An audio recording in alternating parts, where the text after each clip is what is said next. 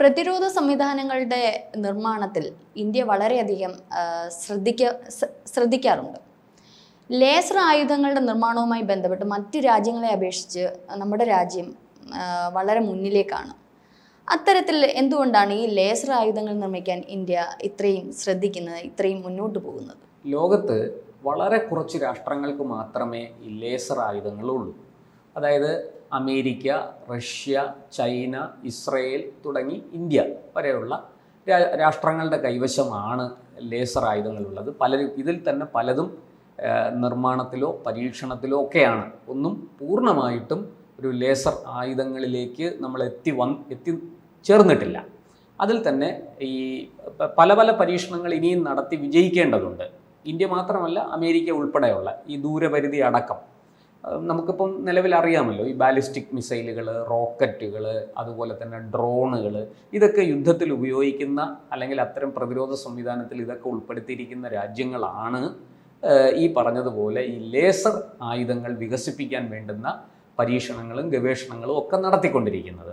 അതിൽ ഈ നമുക്ക് DRDO എന്നൊരു പ്രതിരോധ ഈ രംഗത്ത് പ്രവർത്തിക്കുന്ന ഡിഫൻസ് റിസർച്ച് ആൻഡ് ഡെവലപ്മെൻറ്റ് എന്ന് പറയുന്ന ഒരു ഓർഗനൈസേഷനുണ്ട്. അവരുടെ ഈ ഡയറക്റ്റ് എനർജി വെപ്പൺ, അതായത് നേരിട്ട് ഊർജം ഉപയോഗിക്കുന്ന ആയുധം, അത് വികസിപ്പിക്കുന്ന മേഖലയിലാണ് ഇപ്പോൾ നമ്മൾ ഈ പറഞ്ഞതുപോലെ ലേസർ അതിൻ്റെ പ്രയോഗവും കൊണ്ടുവരുന്നത്. ഈ 300 കിലോവാട്ട് ഊർജമുള്ള ലേസർ ആയുധമാണ് ഇന്ത്യ വികസിപ്പിക്കാൻ, അതിൻ്റെ പരീക്ഷണങ്ങളും ഗവേഷണങ്ങളുമാണ് ഇപ്പോൾ നടന്നുകൊണ്ടിരിക്കുന്നത്. അത് ഏതാണ്ട് 20 കിലോമീറ്റർ വരെ നമുക്ക് ശത്രുവിനെ അത് ഉപയോഗിച്ച് നേരിടാൻ കഴിയും എന്നാണ് DRDO നൽകുന്ന വിവരം. അപ്പോൾ ഇതിൻ്റെ ഈ 20 കിലോമീറ്ററിനകത്തുള്ള ലക്ഷ്യം നമുക്ക് ഇതുപയോഗിച്ച് ഈ 300 കിലോവാട്ട് ശേഷിയുള്ള ഈ ലേസർ ആയുധം ഉപയോഗിച്ച് നശിപ്പിക്കാൻ കഴിയും. ഇത് 2027 നമുക്കിത് ലോഞ്ച് ചെയ്യാനാകും. ഇത് നമ്മുടെ സേനയുടെ ഭാഗമാക്കാൻ കഴിയുമെന്നാണ് DRDO നൽകുന്ന വിവരം. അതിനവരൊരു പേരിട്ടിരിക്കുന്നു, സൂര്യ എന്നാണ് ആ ആയുധത്തിന് അവർ പേരിട്ടിരിക്കുന്നത്. അതിൻ്റെ ആദ്യ പരീക്ഷണം ഈ പറയുന്നത് പോലെ 2027 നടക്കുകയും വൈകാതെ തന്നെ അത് സേനയുടെ ഭാഗമാകുകയും ചെയ്യും എന്നാണ്. ഈ പ്രധാനമായിട്ടും ബാലിസ്റ്റിക് മിസൈലുകളെയും ഡ്രോണുകളെയും റോക്കറ്റുകളെയും ഒക്കെ നേരിടാനാണ് ഈ സാധനം ഉപയോഗിക്കുന്നത്, ഈ ലേസർ ആയുധം ഉപയോഗിക്കുന്നത്. ഇത് വളരെ കൃത്യമായിട്ട് നമ്മുടെ ഒരു ടാർഗറ്റിനകത്ത് വന്നു കഴിഞ്ഞാൽ, നമ്മുടെ ഒരു ദൂരപരിധിക്ക് അകത്ത് വന്നു കഴിഞ്ഞാൽ അപ്പോൾ തന്നെ ആക്ട് ചെയ്യുകയും ഈ ലേസർ ഉപയോഗിച്ച് അതിനെ നിർവീര്യമാക്കുകയും ചെയ്യും. ഇതിന് ഒരുപാട് ഗുണങ്ങളുണ്ട്. ഏറ്റവും വലിയ ഗുണം എന്താണെന്ന് വെച്ചാൽ ഇതിന് ചെലവ് വളരെ കുറവാണ്. അതെ, ഞാനും അത് ചോദിക്കാൻ അങ്ങോട്ട് വന്നേ. കാരണം വ്യോമസേനയുടെ പ്രതിരോധ ഉപകരണങ്ങളൊക്കെ സംവിധാനങ്ങളൊക്കെ ഉണ്ടാക്കാൻ വളരെയേറെ ചെലവാണ്. പക്ഷെ എന്നാൽ ഇന്ത്യ അതിലൊട്ടും പുറകിലോട്ടല്ല. പക്ഷേ ഞാനത് ചോദിക്കാൻ വന്നത് തന്നെ ചേട്ടൻ ഇങ്ങോട്ട് പറഞ്ഞേ, ഇത്രയേറെ ചെലവ് നടത്തി ഈ ഒരു പുതിയ ഒരു ലേസർ ആയുധം നിർമ്മിക്കത്തക്ക രീതിയിലുള്ള ശേഷിയുണ്ടോ, ഇതുകൊണ്ട് എന്താണ് പ്രയോജനമൊക്കെ ചോദിക്കാൻ വരുന്നതിന് മുമ്പ് ചേട്ടൻ പറഞ്ഞു. തീർച്ചയായിട്ടും നമ്മളെപ്പോഴും നോക്കുന്നത് പ്രതിരോധ ചെലവ് കുറയ്ക്കാനാണ്. കാരണം ഓരോ രാജ്യങ്ങളുടെയും ബജറ്റിൽ വലിയൊരു വിഹിതമാണ് ഈ പ്രതിരോധത്തിലേക്ക് നീക്കിവെക്കുന്നത്. ഇവിടെ നമ്മളും അത് തന്നെയാണ് ചെയ്യുന്നത്. ഈ പണം നമുക്ക് വികസന കാര്യങ്ങൾക്ക് വിനിയോഗിക്കാം, വലിയ തോതിൽ നമ്മുടെ രാജ്യത്ത് മാറ്റങ്ങൾ ഉണ്ടാകും. പക്ഷെ നമ്മൾ എന്ത് ചെയ്യും, സുരക്ഷയ്ക്ക് മുൻഗണന കൊടുക്കുന്നത് കൊണ്ട് മറ്റു രാജ്യങ്ങൾ നമ്മളെ ഉപദ്രവിക്കാതിരിക്കണം. മാത്രമല്ല നേവിയുടെ ആർമിയുടെ അപേക്ഷിച്ച് വ്യോമസേനയുടെ പ്രതിരോധ സംവിധാനങ്ങൾക്ക് വളരെ ഏറെ ചിലവാണ്. തീർച്ചയായിട്ടും അത് ഇപ്പോൾ ഈ പറയുന്ന പണ്ടൊക്കെ ആയിരുന്നു വ്യോമസേനയ്ക്ക് മാത്രം വലിയ ചിലവുണ്ടായിരുന്നു. ഇപ്പോൾ അങ്ങനെയല്ല. ഈ ആർമിക്കും നേവിക്കും ഒക്കെ പുതിയ പുതിയ ആയുധങ്ങൾ വരുന്നതോടുകൂടി, പ്രത്യേകിച്ച് മിസൈലുകൾ വരുന്നതോടുകൂടി വലിയ തോതിൽ ചിലവുകൾ വർദ്ധിച്ചു വരികയാണ്. മിസൈലുകൾ ഉണ്ടാക്കാനും അതിനെ പ്രതിരോധിക്കാനും അവിടെ ഈ ലേസർ ആയുധം ഒരു മുതൽക്കൂട്ടാണ്. കാരണം ഈ പറയുന്നത് പോലെ മറ്റതാണെങ്കിൽ നമ്മൾ നിർമ്മാണം ഉപയോഗിച്ച് കഴിഞ്ഞാൽ പിന്നെ അത് പുനരുപയോഗത്തിന് പറ്റില്ല. ഒരു മിസൈൽ നമ്മൾ തൊടുത്തു, അതവിടെ കഴിഞ്ഞു. ഇതങ്ങനെയല്ല. ഈ പറയുന്നത് പോലെ ലേസർ കൃത്യമായിട്ട് അതിനുള്ള സംവിധാനം ഉണ്ടാക്കി കഴിഞ്ഞാൽ അതിൽ നിന്ന് നമുക്ക് എപ്പോൾ വേണമെങ്കിലും ലേസർ രശ്മികൾ തൊടുക്കാം. അത് കൃത്യമായിട്ട് ടാർഗറ്റിനെ ഹിറ്റ് ചെയ്യും. അതുകൊണ്ട് നമ്മുടെ ഈ പറയുന്നത് പോലെ എത്ര തവണ വേണമെങ്കിലും ഈ ആയുധം നമുക്ക് ഉപയോഗിക്കാം. ഹോളിവുഡ് സിനിമകളിലൊക്കെ ഇത് കണ്ടിട്ടുള്ളൂ. അതെ. മറ്റത് ഇപ്പോൾ നമ്മളൊരു തോക്കിലെ വെടിയുണ്ട തന്നെ ആകട്ടെ, ഒരു വെടിയുണ്ട ഉപയോഗിച്ച് കഴിഞ്ഞാൽ, ആംമുനേഷനാണത്, അത് ഉപയോഗിച്ച് കഴിഞ്ഞാൽ അവിടെ തീർന്നു. പിന്നെ നമ്മൾ പുതിയൊരു വെടിയുണ്ട അതിനകത്തേക്ക് ഇട്ടാൽ മാത്രമേ നമുക്ക് അത് ട്രിഗർ ചെയ്യാൻ പറ്റുള്ളൂ, ഫയർ ചെയ്യാൻ പറ്റുള്ളൂ. ഇവിടെ അതേസമയം അങ്ങനെയില്ല. ഈ ലേസറിന് കൃത്യമായിട്ട് ലേസർ ബീം, ആ രശ്മികൾ ഉണ്ടാക്കാനുള്ള ഇതാണ് ആ ആയുധത്തിനുള്ളത്. ആ സ്പെഷ്യാലിറ്റി വെച്ച് ആ ആയുധം എപ്പോഴാവശ്യമുണ്ടോ അപ്പോൾ ലേസർ രശ്മി പുറപ്പെടുവിക്കും. അതിന് വേണ്ടുന്ന കാര്യങ്ങൾ അതിൽ ചെയ്താൽ മതി. അപ്പോൾ അതൊക്കെ ചിലവ് വളരെ കുറയുമെന്നാണ് DRDO പറയുന്നത്. അതുപോലെ തന്നെ ഇത് വികസിപ്പിച്ചെടുക്കാനും ഇത് വിന്യസിക്കാനും ഒക്കെ വളരെ എളുപ്പമാണ്. ഇപ്പോൾ നമുക്ക് ഏതെങ്കിലും ഈ പറയുന്നത് പോലെ നമ്മുടെ ഒരു ഫൈറ്റർ ജെറ്റിൽ ഈ പറയുന്ന ഒരു ചെറിയ ലേസർ ഇത് ഘടിപ്പിക്കണം, ഒരു മിഷൻ ഘടിപ്പിക്കണമെങ്കിൽ സാധിക്കും. അതുപോലെ തന്നെ കരയുദ്ധത്തിന് ഇത് എളുപ്പമാണ്.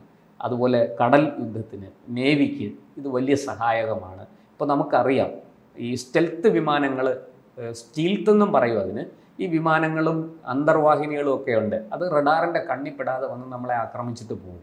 ഇപ്പോൾ ഇത് ഇന്ത്യ DRDO ഏറ്റവും ഒടുവിലായിട്ട് അങ്ങനെയുള്ള ഈ റഡാറുകളെ വെട്ടിക്കാൻ കഴിവുള്ള ഇത്തരം അന്തർവാഹിനികളെയും മിസൈലുകളെയും കണ്ടെത്താൻ കഴിയുന്ന ഒരു റഡാർ വികസിപ്പിച്ചു എന്നാണ് ഏറ്റവും ഒടുവിൽ നമുക്ക് ലഭിച്ചിരിക്കുന്ന വിവരം. എന്തായാലും ശരി, ഈ പറയുന്നത് പോലെ ഈ സ്റ്റീൽത്ത് വിമാനങ്ങൾക്കും അന്തർവാഹിനികൾക്കും ഒക്കെ അപ്പുറത്തേക്ക് അവിടെ കടന്നു ചെന്ന് അതിനെ ആക്രമിച്ചില്ലാതെയാക്കാൻ ശേഷിയുള്ളതാണ് ഈ ലേസർ ആയുധങ്ങൾ. ഡ്രോണുകളാകട്ടെ, മിസൈലുകളാകട്ടെ, ചെറിയ റോക്കറ്റുകളാകട്ടെ, ഇതിനെയൊക്കെ ഇത് കത്തിച്ച് ചാമ്പലാക്കി കളയും, ഭസ്മമാക്കി കളയും. അതാണ് ലേസർ ആയുധത്തിൻ്റെ ഒരു ഗുണം. പിന്നെ ഇത് ഈ പറയുന്നത് ഞാൻ നേരത്തെ പറഞ്ഞല്ലോ, ചിലവ് വളരെ കുറവാണ്, നമ്മുടെ ബജറ്റിനകത്ത് ഒതുങ്ങി നിൽക്കും. അതുകൊണ്ട് തന്നെ ഈ ഇത്തരം സാധനങ്ങൾ വികസിപ്പിക്കാനായിട്ട് നമ്മൾ വലിയ ശ്രദ്ധ കൊടുക്കുന്നു. ഇപ്പോൾ ചൈനയ്ക്ക് 100 കിലോവാട്ട് ശേഷിയുള്ള ലേസർ ആയുധം അവർ വികസിപ്പിച്ചു എന്നാണ് അവർ പറയുന്നത്. അമേരിക്ക അതുപോലെ 100-ൽ കൂടുതൽ. അമേരിക്കയ്ക്ക് കുറേ കൂടെ മുന്നോട്ട് പോയിട്ടുണ്ട്. അമേരിക്ക, റഷ്യയൊക്കെ കുറേ കൂടെ മുന്നോട്ട് പോയിട്ടുണ്ട്. ഇസ്രയേലും അതുപോലെ വികസിപ്പിച്ചിട്ടുണ്ട്. 10 കിലോമീറ്റർ, 20 കിലോമീറ്റർ. നമ്മളിപ്പോൾ ശരിക്കും പറഞ്ഞാൽ ഇന്ന് 50 കിലോമീറ്റർ വരെ ചെന്നെത്താവുന്ന തരത്തിലുള്ള സാധനങ്ങൾ വികസിപ്പിക്കാനാണ് ലക്ഷ്യമിടുന്നത്. അക്കാര്യത്തിൽ ചൈന കുറേ കൂടെ മുന്നിലാണ്. ചൈന 50 കിലോമീറ്ററിനപ്പുറത്തേക്ക് പോകുന്ന ലേസർ ഗണ്ണുകൾ വികസിപ്പിക്കാനാണ് ചൈന ഇപ്പോൾ ശ്രമിച്ചുകൊണ്ടിരിക്കുന്നതെന്ന് നമുക്ക് വിവരം കിട്ടുന്നുണ്ട്. അതുപോലെ തന്നെ ഇന്ത്യ ഈ 20 കിലോമീറ്റർ ലക്ഷ്യമിട്ടിരിക്കുന്നു. ഇവരൊക്കെ പറയുന്നത് എപ്പോഴും പുറത്തുവിടുന്ന വിവരങ്ങൾ ഇത് സംബന്ധിച്ച് നമുക്ക് പൂർണ്ണമായിട്ട് വിശ്വസിക്കാൻ പറ്റില്ല. കാരണം ശേഷിയേക്കാൾ എപ്പോഴും കുറവുള്ളതായിരിക്കും, ഇതിനേക്കാൾ കൂടുതലുള്ളതായിരിക്കും അവരുടെ കയ്യിൽ. ഈ ഞാൻ നേരത്തെ പറഞ്ഞ റഡാർ, സ്റ്റെൽത്ത് വിമാനങ്ങളെയൊക്കെ കണ്ടെത്താൻ പറ്റുന്ന റഡാർ ഇന്ത്യ വികസിപ്പിച്ചിട്ട് കാലങ്ങൾ ഒരുപാടായി. പക്ഷെ അത് നമ്മൾ പുറത്തു വിടാതിരുന്നു. നമുക്കതിനുള്ള ശേഷിയുണ്ട് എന്ന് നമ്മൾ ആരോടും പറഞ്ഞിരുന്നില്ല. ഈ അടുത്ത കാലത്ത് ചൈന പുതിയ ചില ഫൈറ്റർ ജെറ്റുകൾ പാകിസ്ഥാന് കൊടുത്തു. അപ്പോൾ പാകിസ്ഥാൻ വലിയ അഹങ്കാരത്തിൽ ഞങ്ങൾക്ക് ഇനി ഇന്ത്യയെ കീഴടക്കാൻ വളരെ എളുപ്പമാണെന്നൊക്കെ ചില ഡയലോഗുകൾ അടിച്ചു. ആ സമയത്താണ് നമ്മൾ ഈ റഡാർ ഇൻട്രൊഡ്യൂസ് ചെയ്യുന്നത്, അതിനെക്കുറിച്ചുള്ള വിവരം പുറത്തു വിടുന്നത്.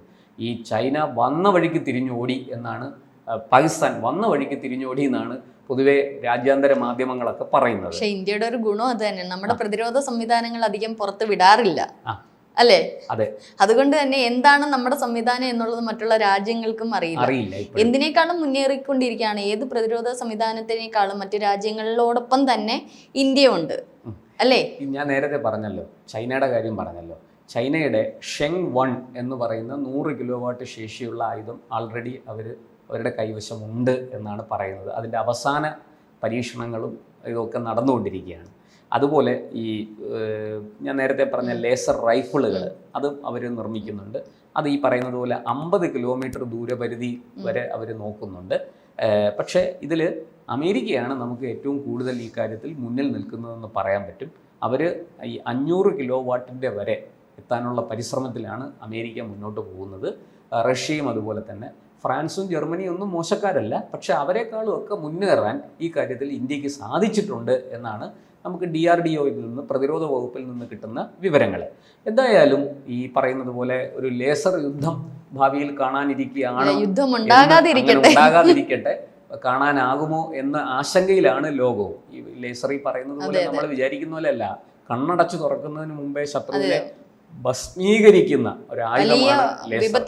വലിയ വിപത്തായിരിക്കും അത് ഉണ്ടാക്കുക. പക്ഷെ മറ്റു രാജ്യങ്ങൾ വികസിപ്പിക്കുമ്പോൾ നമുക്കും അത് വികസിപ്പിക്കാതിരിക്കാൻ ലോകമഹായുദ്ധം, അതെ, ആണവായുധം പോലെ തന്നെ അതിശക്തമായ ഒരു ആയുധമാണ് ഈ ലേസർ ആയുധങ്ങളും.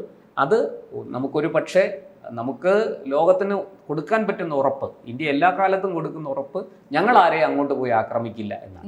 ഇങ്ങോട്ട് ആരെങ്കിലും ശല്യത്തിന് വന്നാൽ മാത്രമേ പ്രതിരോധിക്കുന്നതിന്റെ ഭാഗമായിട്ട് ഞങ്ങൾക്ക് അവരെ തിരിച്ചടിക്കേണ്ടി വരും എന്ന് നമ്മൾ എപ്പോഴും ലോകത്തോട് വിളിച്ചു പറയുന്നതാണ്. അത് ലോകം മുഴുവനും അംഗീകരിച്ചതാണ്.